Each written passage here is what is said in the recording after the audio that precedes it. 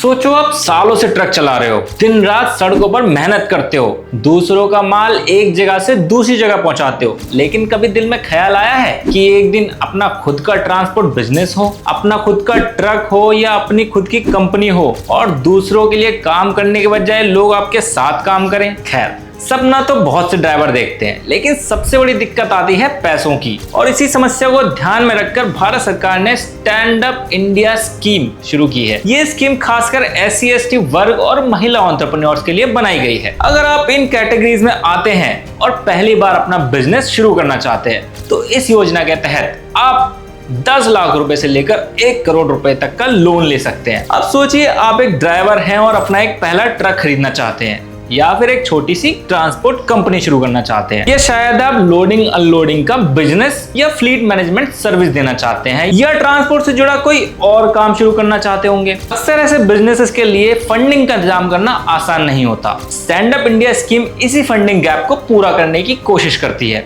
सबसे अच्छी बात तो यह है कि लोन मिलने के बाद तुरंत पैसा वापस करने का कोई प्रेशर ही नहीं होता। बिजनेस को खड़ा करने का और इनकम जनरेट करने का समय दिया जाता है। इस नए एंटरप्रेन्योर को अपने पैर जमाने का मौका मिलता है। आज के समय में कोई भी ट्रक ड्राइवर सिर्फ स्टीयरिंग तक सीमित नहीं रहना चाहता। वो ट्रांसपोर्टर बनना चाहता है, फ्लीट ओनर बनना चाहता है और अपनी पहचान बनाना चाहता है। अगर आपके पास एक्सपीरियंस है, ट्रांसपोर्ट इंडस्ट्री की समझ है और अपना बिजनेस शुरू करने का सपना है, तो स्टैंड अप इंडिया स्कीम आपके लिए एक बड़ा मौका साबित हो सकती है। याद रखिए, हर बड़ा ट्रांसपोर्टर कभी ना कभी एक ड्राइवर ही था। फर्क सिर्फ इतना है कि उसने सपना देखने के साथ साथ उस सपने को पूरा करने की कोशिश भी की।